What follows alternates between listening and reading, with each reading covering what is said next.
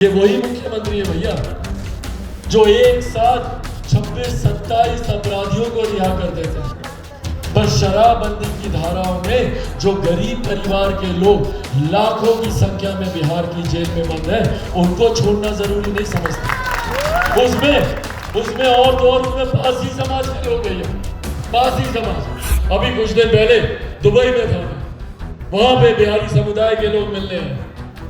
मैं इससे पहले कीनिया में था, तंजानिया में था, देश के किसी कोने में जाता, वहां पर बिहारी अपना नाम रोशन कर रहे हैं। पर जहां एक तरफ बिहारी देश क्या दुनिया में आगे बढ़ते जा रहे हैं, वहीं हमारा बिहार अपने ही प्रदेश में पिछड़ता जा रहा है। शिक्षा का अभाव हम लोग के बीच में मतभेद पैदा करता है, और ऐसे राजनीतिक दल जो स्वार्थ की राजनीति करते हैं, जो बांटने की राजनीति करते हैं, वो हम लोग के बीच में ही मतभेद उत्पन्न करते हैं। मैं खुद दिल्ली में रहा हूं, बंबई में मैंने काम किया, पर आज तक मैंने कभी नहीं देखा कि कोई दिल्ली का लड़का या लड़की बिहार आता हो शिक्षा के लिए। आप लोगों ने देखा क्या? आया कभी मुंबई से कोई लड़का या लड़की बिहार रोजगार के लिए? ये हम लोगों को जानने, सीखने, समझने की जरूरत है भैया कि इस जात पात धर्म मजहब की राजनीति ने हम लोग का कितना नुकसान किया। मुख्यमंत्री बिहार के भूगोल को दोष देते हैं, कहते हैं कि बिहार का भूगोल ऐसा है, इसीलिए बिहार में उद्योग नहीं खुल सकता। मुख्यमंत्री जी, दोष बिहार के भूगोल में नहीं है, दोष आपकी नीयत में है। आप चाहते ही नहीं है कि बिहार में उद्योग खुले। प्रदेश के तमाम पदाधिकारी साथी मौजूद यहाँ पर, विभिन्न प्रखंडों से आए हुए तमाम हमारे पदाधिकारी साथी मौजूद यहाँ पर, प्रेस मीडिया के तमाम पत्रकार साथी, आदरणीय बुजुर्गों, माताओं, बहनों, मेरे तमाम नौजवान युवा साथियों, सबसे पहले आप सबको चढ़ाता साथियों, आज जब यहाँ आप लोगों के बीच आप लोगों से ये संवाद साधने का अवसर मिला, कई बार इसके पूर्व भी आप लोगों के बीच आकर आप लोग के समक्ष अपनी बातों को रखने का मौका मिला। प्रदेश के हालात, प्रदेश की परिस्थिति आप लोगों को बताने की जरूरत नहीं है, क्योंकि आप लोग इन परिस्थितियों को झेल रहे हैं, आप लोग इन परिस्थितियों का अनुभव कर रहे हैं। आप लोगों से ये बात कहने की जरूरत नहीं है कि आज किस तरीके से हमारे प्रदेश के हालात बद से बदतर होते जा रहे हैं। युवा पीढ़ी पलायन का शिकार होती जा रही है। यहाँ के किसान, यहाँ के मजदूर, महिलाएं, बुजुर्ग, हर कोई कहीं ना कहीं सरकार और प्रशासन से प्रताड़ित होता जा रहा है।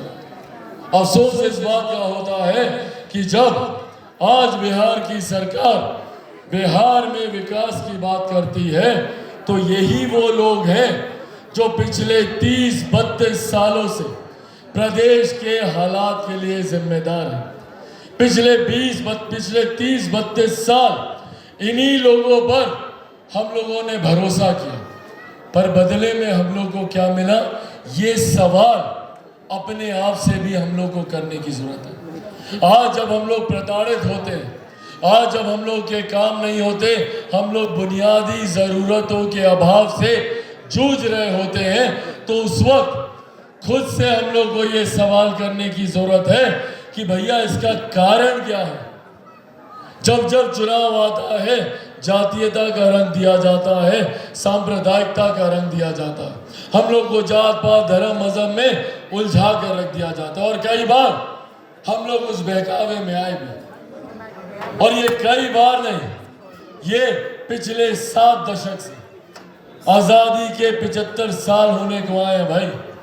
इन 75 सालों में जहां देश एक तरफ आजादी का अमृत महोत्सव मना रहा है, तो वहीं बताइए हम लोगों के पास क्या है मनाने के लिए। जहां देश में आजादी के अमृत महोत्सव के नाम पे कई तरीके के आयोजन वहां पर किए जा रहे हैं, तो वहीं बिहार में बताइए भैया किस बात का महोत्सव हम लोग मनाएं?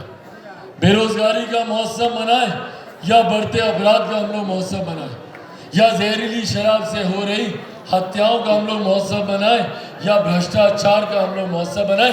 किस बात का हम लोग महोत्सव बनाए? और ये परिस्थिति दशकों से है भैया। आज हम आपको कोई नई बात यहां पर नहीं बता रहे, आप सब जान रहे हैं कि ये परिस्थिति है। पर इस परिस्थिति को कब तक हम लोग बर्दाश्त करेंगे, सवाल ये अब उठता है। हम लोगों ने एक करके ना जाने कितने ऐसे 5 साल हम लोगों ने गवा दिए। परिणाम स्वरूप आजादी के 75 साल के बाद भी भैया कहा जाता है बिहार पिछड़ा है, बिहार पिछड़ा है, बिहार पिछड़ा है। भाई कब तक पिछड़ा रहेगा? पीढ़ियों ने संघर्ष किया, हमारे पूर्वजों से लेकर मेरे खुद के पिता, हमारे दादा, हमारे पिता, सबने संघर्ष किया भैया। पर अब समय है इस संघर्ष को एक पूर्ण विराम देने का, और ये हम ही लोगों से ही संभव है। ये हम लोगों को जानने, सीखने, समझने की जरूरत है भैया कि जात पात, धर्म, मजहब की राजनीति ने हम लोगों का कितना नुकसान किया। उस नुकसान को हम लोगों ने सहा और बदले में और नुकसान करने के लिए नई जातियां खड़ी हो गई।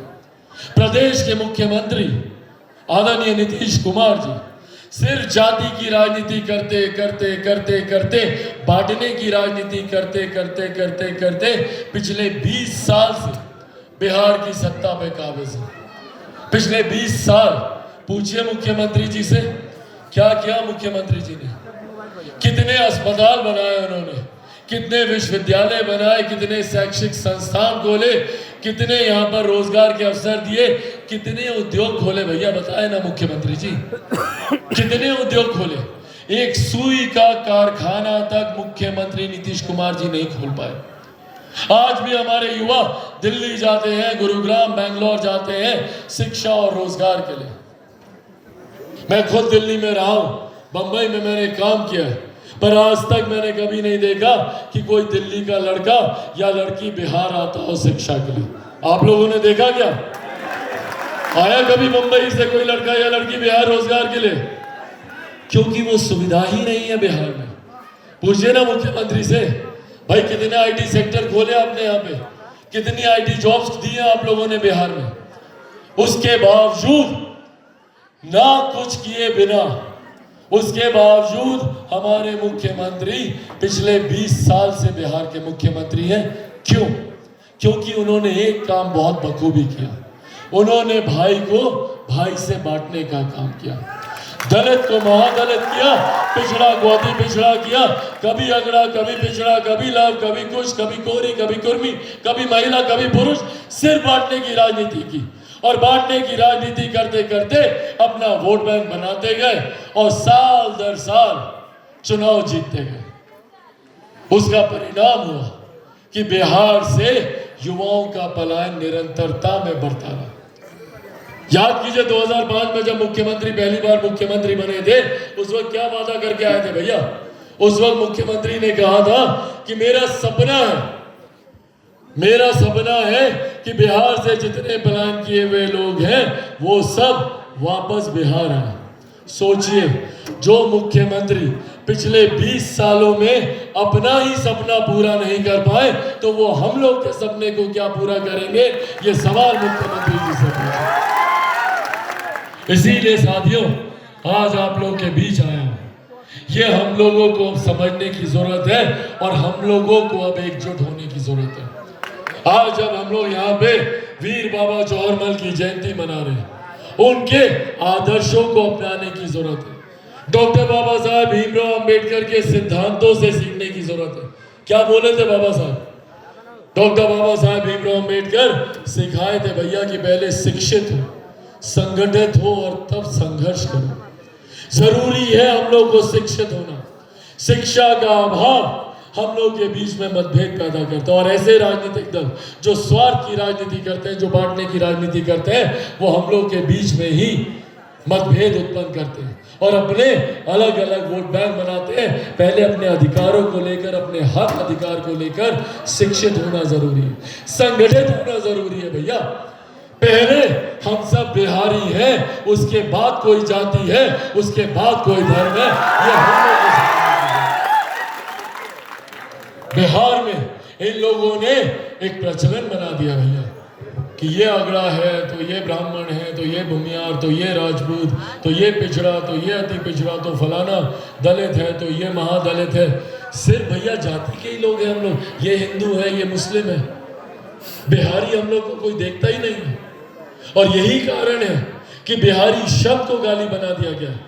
आज आप जाइए दूसरे प्रदेशों में, पूछिएगा आप लोग के घर परिवार का कोई बच्चा बच्ची बाहर पढ़ता होगा, कॉलेज स्कूल में बताता नहीं है वो बिहारी है, शर्माता है बताने से।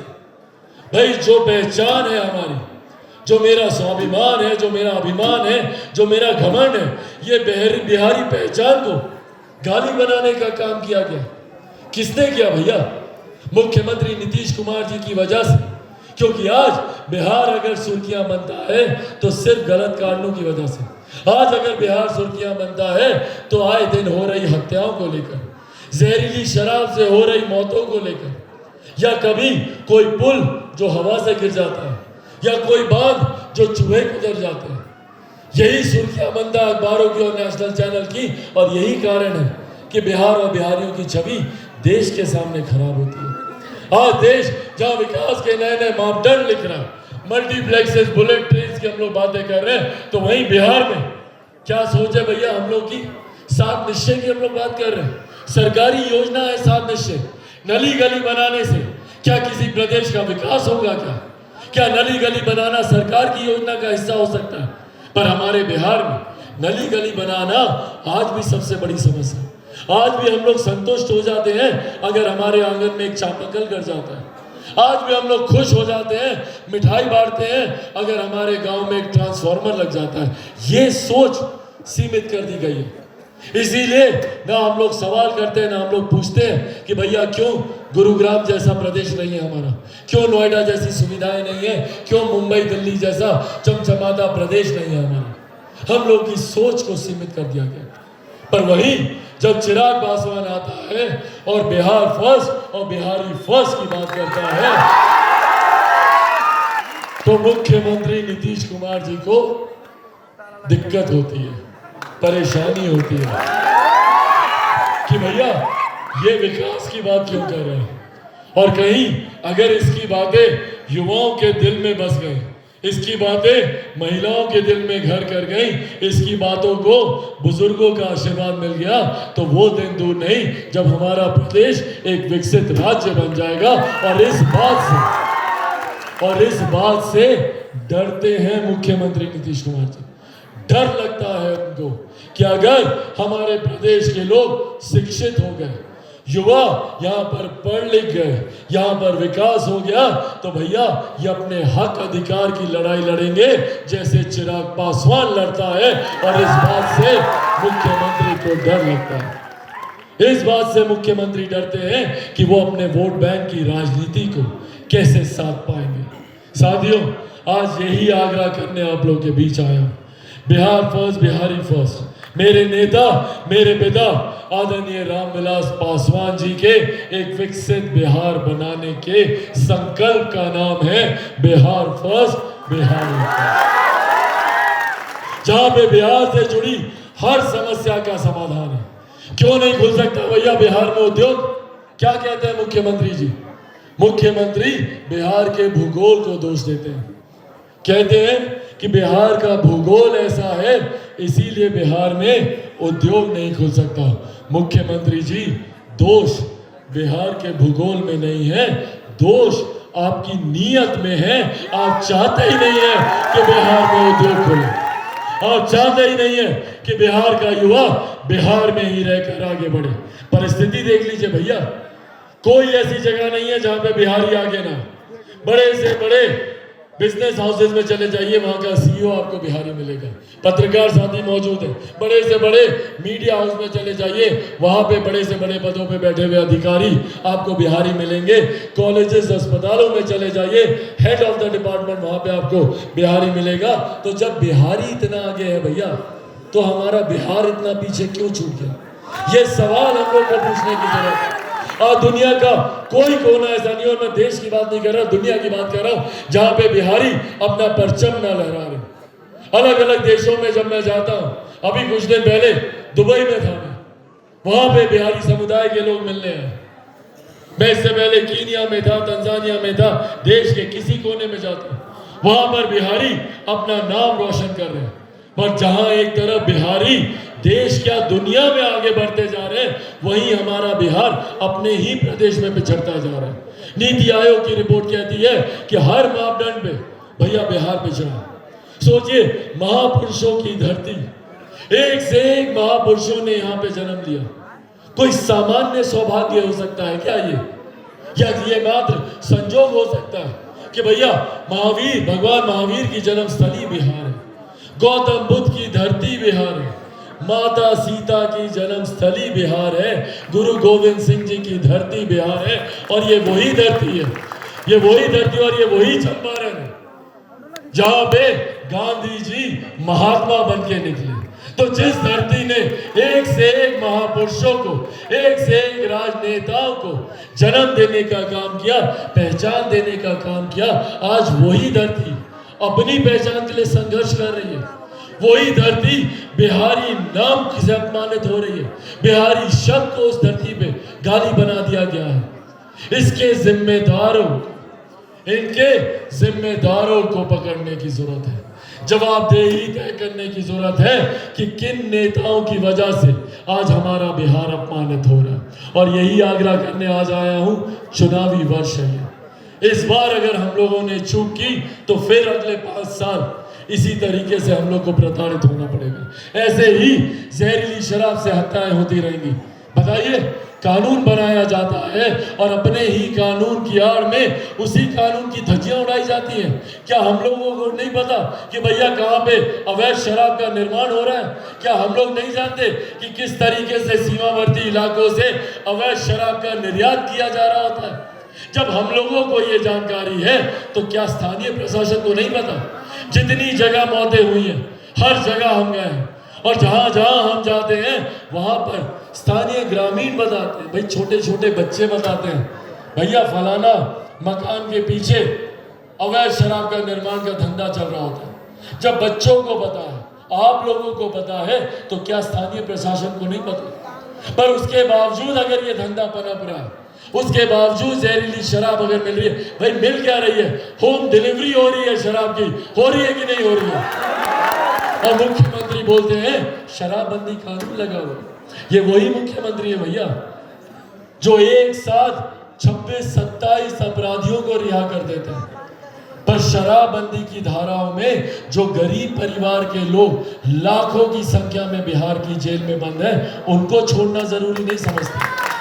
उसमें और तो और उसमें पासी समाज के लोग भैया, पासी समाज ताड़ी बेचने के आरोप में उनको शराबबंदी कानून की धाराएं लगाई गई है। बताइए, ताड़ी एक प्राकृतिक पदार्थ है, ताड़ी को आप शराबबंदी की धाराओं में लेकर आ रहे हैं, और उसके तहत लाखों पासी समाज के लोगों को आपने जेल में बंद किया हुआ।